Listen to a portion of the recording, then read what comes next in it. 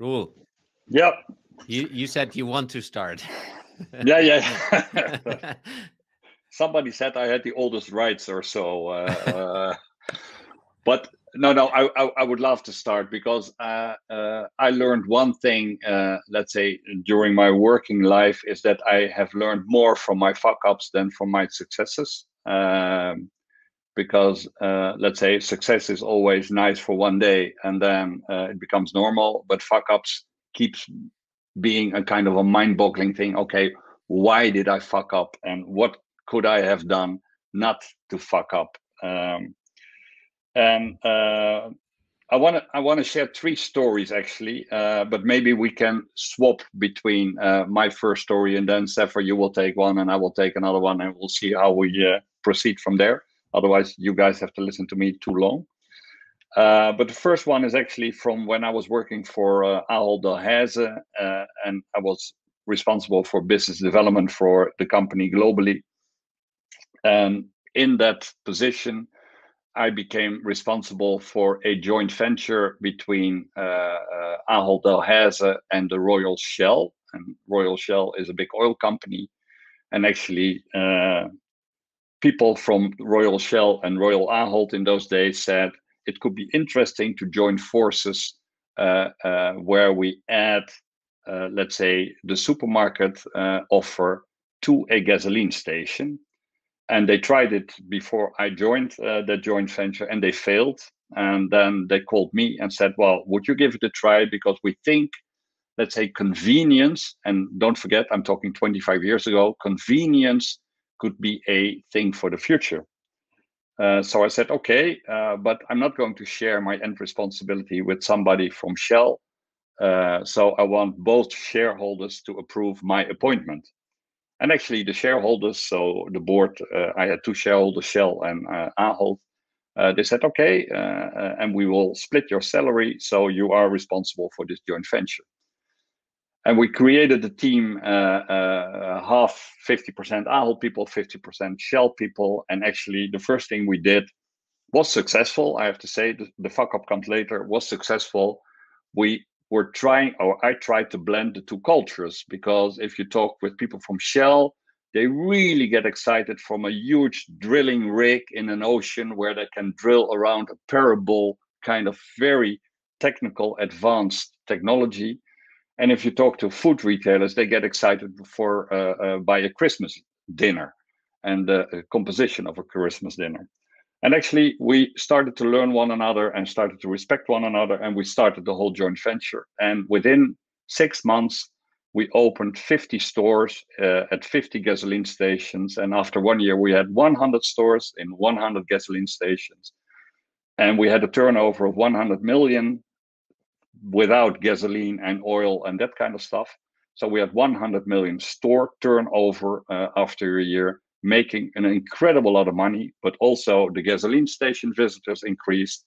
And we didn't cannibalize with, let's say, the convenience store to the existing supermarket. So we really thought as a team, we are on the winning side of everything.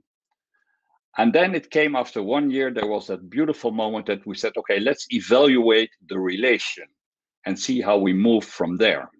And there the fuck up starts. Because what happened is my two shareholders, the president of Royal Ahold and the president of Royal Shell, they said, we don't want your evaluation rule. We want an external, neutral expert to evaluate, let's say, your venture. I said, fine. In the end, that became McKinsey. So I worked together with my team, with people from McKinsey, very intensively, did an evaluation. And I will never forget the words that the partner of McKinsey said to me, Roel, you struck gold. You struck oil. I mean, we're creating market share. We're making millions of money. Bottom line, unbelievable. And I will never forget the moment the two shareholders came to my office to meet my team and look at the evaluation. I mean, the two big guys from Shell, the president from Shell globally and the president from Ahold globally entered the room. And from that moment, you could feel that the air was chilling, was below freezing. because and there my fuck up started. What I didn't realize, they knew one another from the past, and they didn't like one another in the past. So that whole shareholder meeting only lasted for 15 minutes. And we were sitting there presenting all those beautiful figures, all that beautiful, let's say, outlooks to the future. And they said after 10 minutes, 15 minutes, nice try, but we won't continue. And we were sitting there in the room, what the fuck is going on here? I mean, guys, I mean, we struck gold. And but they didn't want to explain anything. I found out after, let's say, that meeting that they knew one another. They were in the same trainee class as financial experts 30 years before that. They didn't like one another. Actually, some people even said they hated one another. And I completely missed that. And my biggest learning there was that I got so enthusiastic, let's say, on the challenge itself, that I trusted the people that were, let's say, my direct shareholders, so the people that were running Holland from both companies. And I never asked thoroughly through, okay, but what is, let's say, the bigger agenda behind this? Because if I would have done that, I would have known that this was a mission impossible from day zero, actually, from the whole, let's say, idea phase.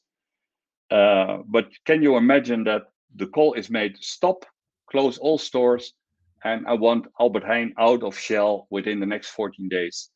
And both companies took the losses of that investment. And that was not a small investment, I can tell you, just on personal reasons. So that was my first learning and my a huge fuck up because the team was frustrated. People quitted their jobs. They left for other companies. The beauty is, though, that if I would have known that, let's say, those two people hated one another, I would have picked another gasoline company, because today, actually, the same company Ahold has is having a joint venture with BP, and it runs perfectly because they like one another on top level. So I blame myself for not doing my homework thorough enough, jumping into the challenge itself quickly, and not having my radar good enough on, okay, but who are really calling the shots here? That's my first fuck up. The second story I wanted to share is when I decided to quit at Ahold. The reason was actually that I was asked by the CEO of Ahold to lie to analysts about the future of e-commerce, because my last responsibility working for that big corporate was to start e-commerce 22 years ago. We couldn't even spell the word e-commerce. We had no clue what we were going to do. But after a while, I thought, okay, I'm the expert. And then he said, well, you have to go with me to an analyst meeting because they were stock listed. And he said, I already prepared your presentation. And I thought, what? So I recognized at least the first pages of the presentation. But when, let's say, he moved on in the presentations, the future of e-commerce was twice as high as what my team predicted. So I said, well, I'm not going to lie because it's not true what you're saying. So with the best of our knowledge, this is let's say, the future. No. You have to say what I want because I'm the CEO, and it also will affect your bonus because my bonus was connected to, let's say, the shareholder price. So if you predict a beautiful, let's say, pink future, I mean, the shareholder or the stock price will go up, and that you will also benefit from a personal level. I said, well, I'm not for sale, so I'm not going to do that. So we were no friends anymore. And it took me a year to decide I'm quitting the company and I will start, let's say, my own company because I'm not raised by my parents to lie. But the thing is, I was fucking myself because I quit. I stepped into a big, deep, dark world, which was a little bit frightening after being in a big corporate for 18 years. I had no clue what I could do in the outside world. And I was actually feeling very sorry for myself that I quit. So I was still looking at all the articles in the newspapers about Ahold. I actually was approached by Ahold to come back, and I even stepped over that line, I went back and talked to them. My father got really angry at me. He said, "Where are your principles? You quit for the right reasons." So no, but it's a beautiful company. Long story short, I stepped into, let's say, a big, dark world together with my best friend, former colleague. And actually, the first 2 years was a disaster. They were a disaster. I was still addicted to that big corporate with all the beautiful challenges I got over there. And I couldn't get my head around, let's say, my own skills, my own, let's say, added value on earth. So the first jobs were shitty. The first clients were shitty. I was not happy at all, to be honest. So I felt very sorry for myself. And I thought for a very long time, I made the wrong decision. I should have stayed with that big corporate because they gave me all the opportunities. So what do principles bring? Because I didn't want to lie, because the CEO for sure was smarter than I was. So maybe he was right. Until today, to be very honest, he wasn't. But okay, that's looking back. But then, so that for me was really something really bad. So I didn't fuck up. Well, I did fuck up, but I fucked up myself, and I couldn't get a grip on myself. And then something happens, and my wife always told me, you were looking for the obvious things. So you were looking outside, but you didn't see what was there out there. And at a moment, and I don't recall exactly the moment, but at one moment in time, I thought, okay, now I know what you mean. I was looking at stuff, but I didn't see it. And from the moment I realized myself that, okay, you were looking at stuff, but you don't see it, I started to look much more intense, much more from a curiosity point of view. And I got Royal Heineken as international as a client, and the world flipped immediately. I mean, I was working in my field of expertise, business development, working directly for the CEO and the family, Mrs. De Carvalho, who owns the company, or at least owns most of the shares of the company. I was in projects I loved. So actually, what my learning was that, I had principles, and I'm glad afterwards that I stick to those principles, because I probably could not have looked into the mirror if I would have stayed with Ahold. But it took me quite a long time to accept the consequences of my principles. And it took me the wise words of my wife, who is my partner already for 40 years, to say very simply, you're looking at it, but you don't see it. So it's in front of you, and you better start really seeing it. And that was actually the best decision I ever made in my life, to quit from the corporate world, because the world outside of that corporate is so beautiful. That doesn't say that the 18 years within the corporate was shit. Not at all, because I learned so much during that 18 years that the last year was not the most, let's say, nice year. But you have to go through those struggles, face front, open eyes, unconditional curiosity. Otherwise, you are becoming your biggest enemy yourself in your own development. And that was, I think, the biggest learning from a personal perspective I went through in my working career.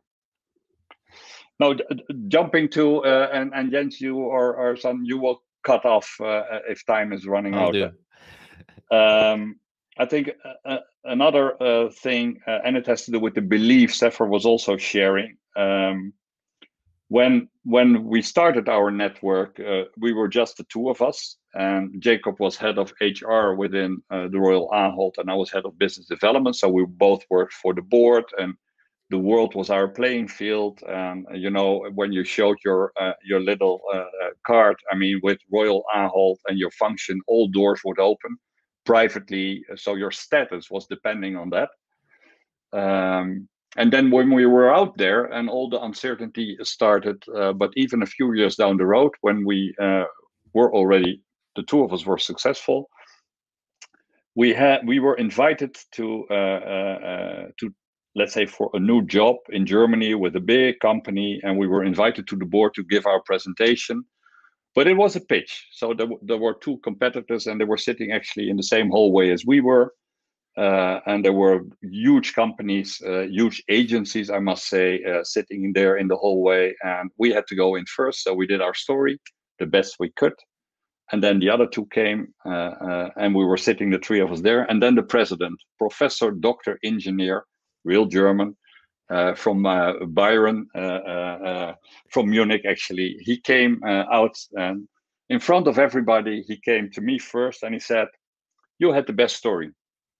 You really had the best story. We would love to work with you. But what the heck is a network? So what happens? I mean, you give us your private address. So don't you have an office? What is your structure?"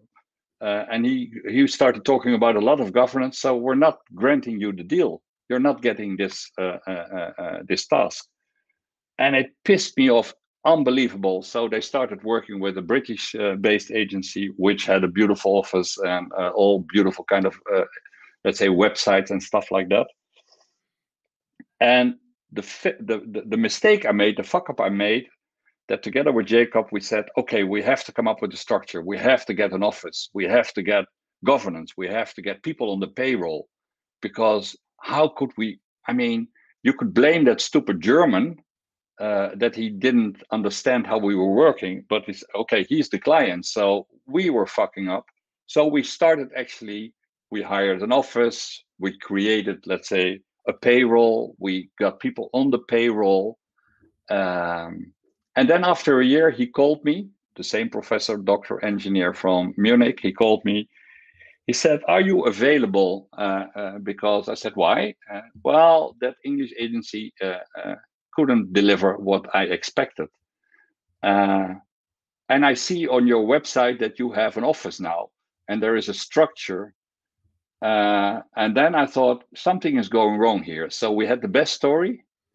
And we created something we actually didn't like, because the structure, I mean, I was managing again instead of creating content. So I said very politely in my best German, "No, thank you for the offer.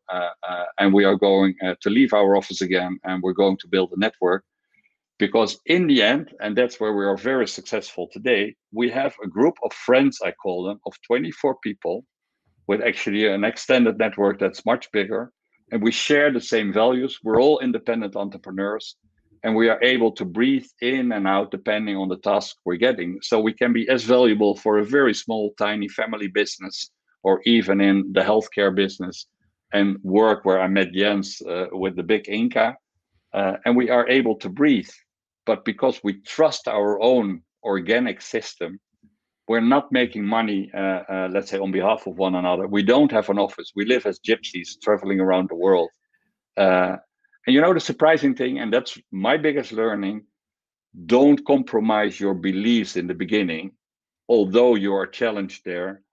And of course, we are proud that, let's say, we are working for big airline companies and the big Inca already for years, and they never throw us out. We're hired back. Even if the CEO is replaced, we stay. So we're doing something good, but it's still Roel in a little town north of Amsterdam with his network from all over the world that is doing the job. So stick to your beliefs and don't compromise your beliefs along the road when the whole world, not the whole world, but at least others from the old-fashioned world are challenging you. Stick to them. Don't fuck up there.